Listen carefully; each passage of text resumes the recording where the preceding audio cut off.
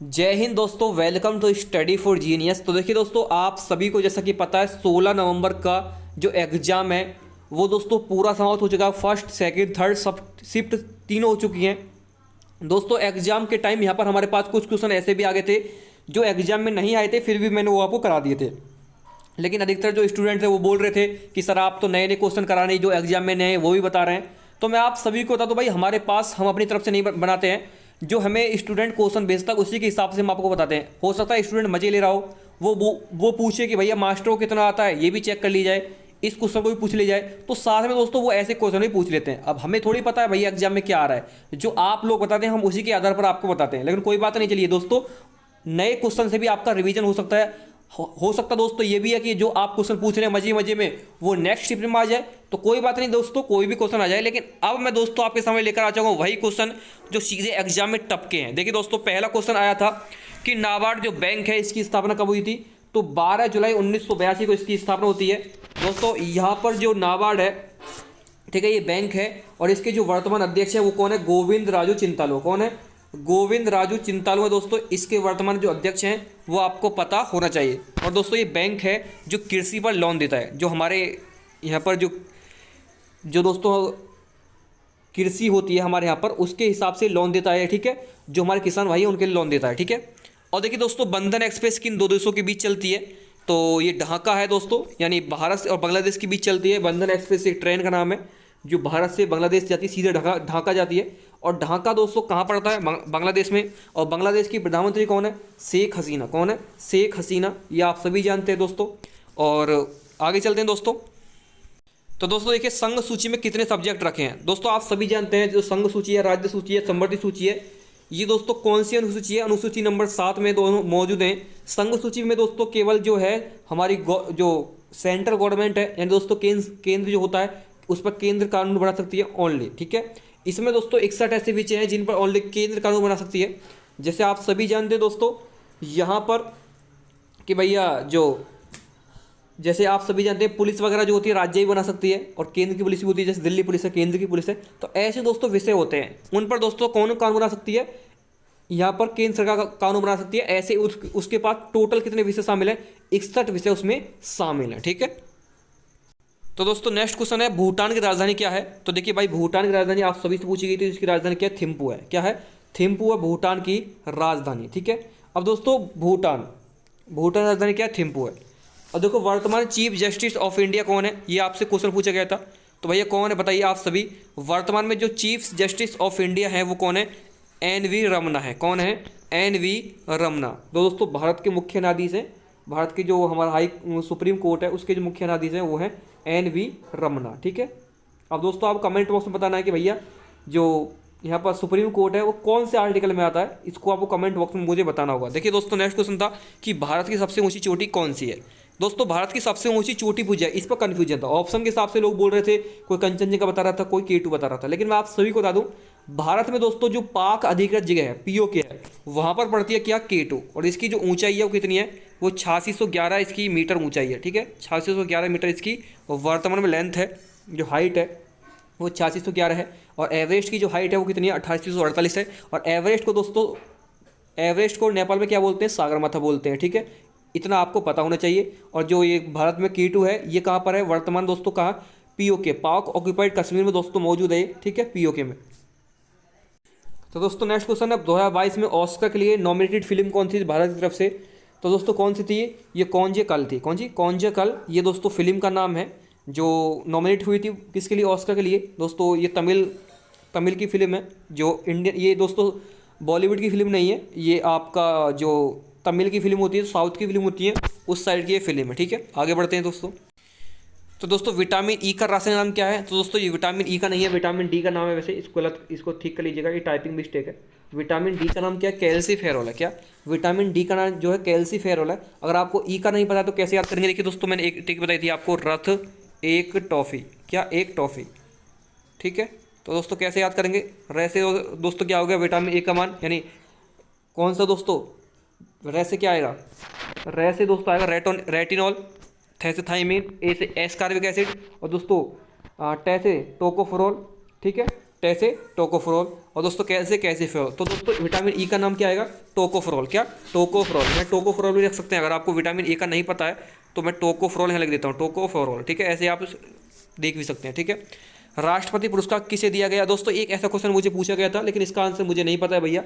अगर आपको पता है तो कमेंट बॉक्स में मुझे बता दीजिएगा। राष्ट्रपति पुरस्कार कौन सा है। हालांकि दोस्तों मेरे हिसाब से तो यहाँ पर जो है, जो भारत रत्न है वो पूछा गया हो। वैसे भारत रत्न तीन जो व्यक्ति उनको दिया गया था, किस किस को दिया गया था, मैंने इसकी ट्रिक भी आपको बताई थी कि नानाजी को 1000 बार प्रणाम, नानाजी देशमुख हजार से हो गया 200, भूपेन हजारिका प्रणाम से प्रणब मुखर्जी। तो ये दोस्तों आपको ट्रिक याद रखनी पड़ेगी कि नानाजी को 1000 बार प्रणाम। वैसे ट्रिक दोस्तों बना सकते हैं अपने आप भी, क्योंकि ये दोस्तों ऐसी ट्रिक होती हैं जो आप अपने आप भी बना सकते हैं। ठीक है, आगे बढ़ते हैं।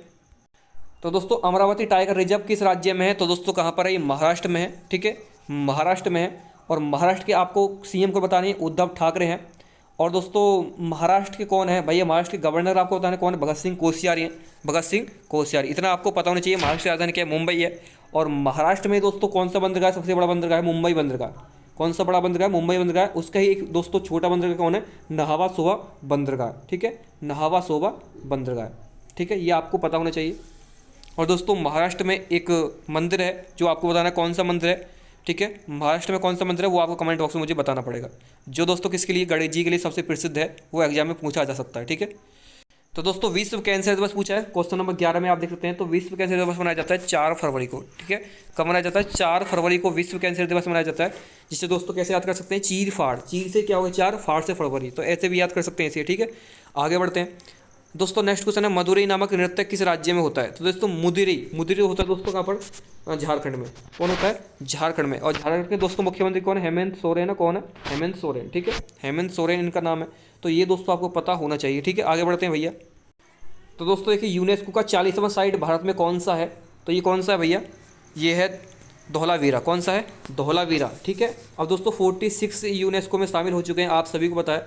46 लोग, सॉरी 46 नहीं है, सॉरी कमेंट बॉक्स में आपको बताना है कितने हैं दोस्तों। 46 नहीं है, 46 जो है आपकी रामसर साइट है। क्या है, रामसर साइट है। ये तो रामसर साइट है 46।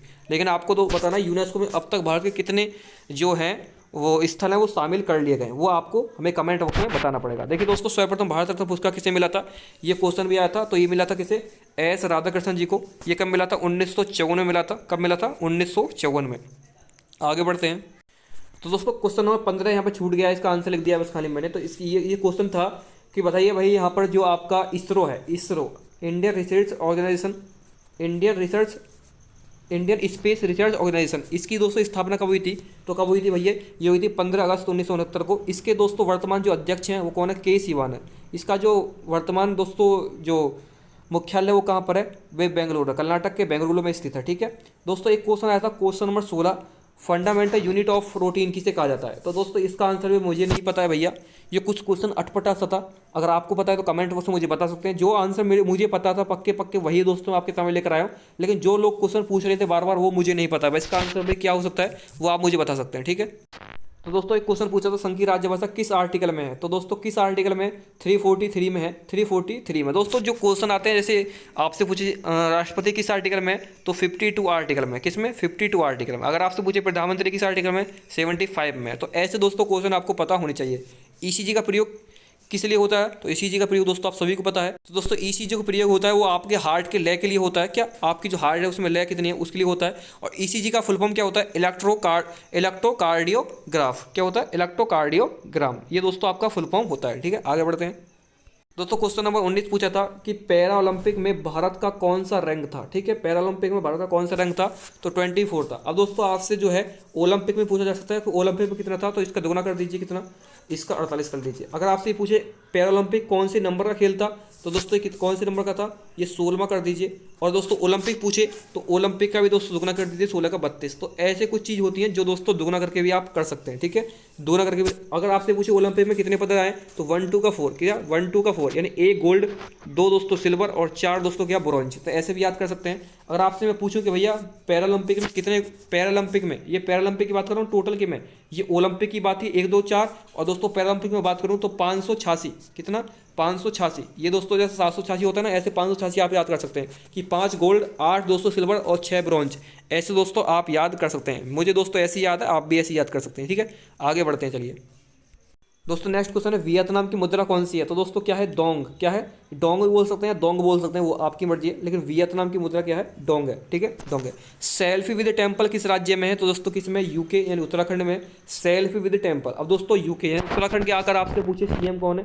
हालांकि दोस्तों नए बने हैं, पुष्कर सिंह धामी। कौन है? पुष्कर सिंह धामी। और वर्तमान दोस्तों यहाँ पर आपके पूछे गवर्नर कौन है यहाँ के आपके यूके के? तो दोस्तों कौन है? गुरमीत सिंह। कौन है भैया? गुरमीत सिंह दोस्तों ये गवर्नर है कहाँ के? आपके यूके के। इतना आपको पता होना चाहिए। आगे बढ़ते हैं दोस्तों। दोस्तों एक क्वेश्चन पूछा गया था ओजोन छिद्र का कारण क्या है? दोस्तों ओजोन छिद्र यानी सीएफसी। सीएफसी क्या है दोस्तों? एक गैस है क्लोरोफ्लोरोकार्बन। सीएफसी की फुल फॉर्म क्या होती है? क्लोरोफ्लोरोकार्बन। दोस्तों कहाँ से उत्सर्जित होती है? जब दोस्तों आप क्या करते हैं, जब आप गर्मी में बोतल धर देते हैं ना अपने फ्रिज वगैरह में, और फ्रिज को आपने छोड़ा, खुला छोड़ दिया, मम्मी बोलते हैं अरे इसे क्यों खुला छोड़ रहा है, गैस निकल जाएगी। तो उस गैस का मतलब क्या होता है? वो सीएफसी निकलती है। क्या निकलती है? सीएफसी निकलती है, जो दोस्तों किसको प्रदूषित करती है? ओजोन छिद्र का कारण वही है। यानी दोस्तों हमारा जो ओजोन छिद्र है, जो कहाँ पर है? समताप मंडल में है। कहाँ पर है दोस्तों? समताप मंडल में है ओजोन। दोस्तों ओजोन की फुल फॉर्म ओजोन का क्या आता है? O3 होता है। ओजोन कैसे लिखते हैं? O3। ओजोन में दोस्तों सीएफसी जो गैस होती है ऊपर जाकर ओजोन में एक छिद्र कर देती है। हालांकि जो छिद्र है ये पहले देखा गया था ऑस्ट्रेलिया की तरफ दोस्तों, जहाँ पर क्या होता है, अगर ओजोन की दोस्तों ओजोन जो क्या काम करती है? ओजोन जो होती है पराबैंगनी किरणों को रोकती है। जो सीधे डायरेक्ट सूर्य से जो पराबैंगनी किरणें आती हैं वो दोस्तों हमारे शरीर पर अटैच नहीं करें, ये पराबैंगनी किरणें ओजोन से ही परावर्तित होकर दोस्तों वापस लौट आती हैं, जिससे कि दोस्तों जो सूर्य की जो हमारा प्रकाश आता है वो हमारे पास डायरेक्ट नहीं आता है दोस्तों, शुद्ध प्रकाश आता है। ताकि दोस्तों हमारा क्या है, हमारे जो अगर ओजोन से दोस्तों प्रकाश छिद्र इसे नहीं रोक पाती है तो दोस्तों प्रकाश डायरेक्ट आएगा। हो सकता है दोस्तों अगर ये डायरेक्ट आए तो दोस्तों इतना भयंकर प्रकाश आएगा कि जो छोटे बच्चे होते हैं उनकी जो त्वचा होती है उसको भी जला देगा। तो इसलिए दोस्तों सीएफसी ये काम करता है कि जो प्रकाश आता है ना, सीएफसी सूर्य से प्रकाश आता है तो उसको दोस्तों रिफ्लेक्शन कर देता है, उसको परावर्तित कर देता है, ताकि दोस्तों हमारे पास डायरेक्ट प्रकाश ना पड़े। तो इतना आई होप दोस्तों मैंने आपको समझा दिया। हिंदी में कुल कितने वर्ण हैं ये तो आप सभी जानते हैं दोस्तों, कितने वर्ण हैं हिंदी में दोस्तों? टोटल जो है 52 वर्ण है। कितने हैं? 41 + 11 टोटल कितने वर्ण है? 52 वर्ण है। दोस्तों एक क्वेश्चन पूछा गया था कि उग्र का पर्यायवाची क्या है? तो उग्र का पर्यायवाची क्या है भैया? सौम्य है। क्या है? उग्र का पर्यायवाची क्या है दोस्तों? सौम्य है। और दोस्तों एक क्वेश्चन है यमुना का पर्यायवाची बताइए। तो दोस्तों यमुना का पर्यायवाची क्या है? सूर्य सुता। क्या है? सूर्य सुता है। अब दोस्तों मैं आपको हिंदी के क्वेश्चन भी करा देता हूँ भैया, जो हिंदी के क्वेश्चन आ रहे हैं तो हिंदी का क्वेश्चन देख लीजिए आप। दोस्तों हिंदी का एक क्वेश्चन आता है समास का विलोम क्या है? तो समास का विलोम क्या होगा भैया? व्यास हो जाएगा। क्या हो जाएगा? व्यास। समास का विलोम शब्द क्या हो जाएगा? व्यास। आंखें लगना मुहावरे का अर्थ क्या है दोस्तों? आंखें लगना। आंखें लगने का मुहावरे का अर्थ क्या है दोस्तों? जैसे उससे आंखें चार होना, आंखें लगना, तो आंखें क्या लगना? नींद आ जाना या कुछ भी समझ सकते हैं आप। ठीक है, तो अटलांटिका का शुद्ध अर्थ क्या है? देखो दोस्तों अटलांटिका ये क्या? अटालिका। ये दोस्तों अटालिका लिखा हुआ, अट्टालिका लिखा हुआ, ये मुझे नहीं समझ सकता, लेकिन इसका शुद्ध पूछा था, इसका शुद्ध पूछा था, ये तो आप सभी जानते हैं। तो दोस्तों देखिए आशीर्वाद का शुद्ध पूछा था, तो आशीर्वाद में दोस्तों यहाँ से ये जो रह है ये यहाँ से निकल जाता है। ठीक है, ये आशीर्वाद शुद्ध लिखा हुआ है। ऋतु भी शुद्ध लिखा हुआ है वैसे तो। और रिजु भी दोस्तों, रिजु का क्या है? रिजु का क्या होता है? रिजु का क्या होगा? वक्र होगा। क्या होगा? वक्र होगा। ये दोस्तों इसका जो पूछा गया था विलोम पूछा गया था, इसका विलोम पूछा गया था। ठीक है, और दोस्तों कुछ क्वेश्चन आए थे जैसे तुरंग का पर्यायवाची क्या भैया? तुरंग का पर्यायवाची किसे कहते हैं? तुरंग कहते हैं घोड़े को। क्या कहते हैं? घोड़े को। और इसको अश्व भी कह सकते हैं, अश्व, घोड़ा, तुरंग ये भी कह सकते हैं। कमल का पर्यायवाची दोस्तों अरविंद है। क्या है? अरविंद है। और दोस्तों क्या है? सरोज है, सरोज है। ठीक है, तो ये दोस्तों कमल के पर्यायवाची होते हैं। जैसे दोस्तों नीरद है दोस्तों, जो जल में हो, जैसे कमल का पर्यायवाची क्या होता है? जो कमल में होता है जन्मा, किसी में कीचड़ में जन्मा हुआ, तो दोस्तों नीरद है। इसका नीर में जल, दैमिस जल के साथ, यानी दोस्तों जन्मा हुआ किसमें? कमल, उसमें जन्म, कीचड़ में जन्मा हुआ किसके साथ दोस्तों? ये कीचड़ के साथ। तो ऐसे दोस्तों क्वेश्चन आ रहे हैं बार बार एग्जाम में, जिनको आपको पता होना चाहिए भाई। तो कुछ क्वेश्चन यहाँ पर देख सकते हैं आप, जैसे किसान का पर्यायवाची शब्द क्या होगा? खतियार, हलदर, जोतकर, काश्तकार, कृषक, ये होता है। किताब के 3 पर्यायवाची शब्द बताइए। तो दोस्तों पुस्तक, पोथी, ग्रंथ, यह आपको पता होना चाहिए। चिड़िया का पर्यायवाची शब्द क्या होगा? चिड़िया का होगा खग, पक्षी, विहग, पखेरु। तो दोस्तों ऐसे क्वेश्चन आ रहे हैं भाई आपके एग्जाम में, लगातार आपसे पर्यायवाची पूछे जा रहा है। और दोस्तों आपसे जो है पूछा जा रहा है क्या? पर्यायवाची विलोम शब्द पूछे जा रहे हैं आपसे, और शुद्ध अशुद्ध पूछे जा रहे हैं आपसे। और दोस्तों आपसे मुहावरे पूछे जा रहे हैं। ठीक है, मुहावरे पूछे जा रहे हैं, लोकोक्ति आपसे पूछी जा रही हैं। और दोस्तों ये तो आप सभी जानते हैं 5 नंबर का जो आपका आता है वो क्या आता है? 5 नंबर का आपसे पूछा जाएगा दोस्तों गद्यांश, जिसमें आपसे 5 क्वेश्चन पूछे जाएंगे। तो ये क्वेश्चन दोस्तों एग्जाम में बन रहे हैं, तो इनको दोस्तों जरूर तैयार करके जाइए, यहीं से क्वेश्चन बार बार एग्जाम में पूछे जा रहे हैं। तो thank you all of all. जय हिंद, वंदे मातरम।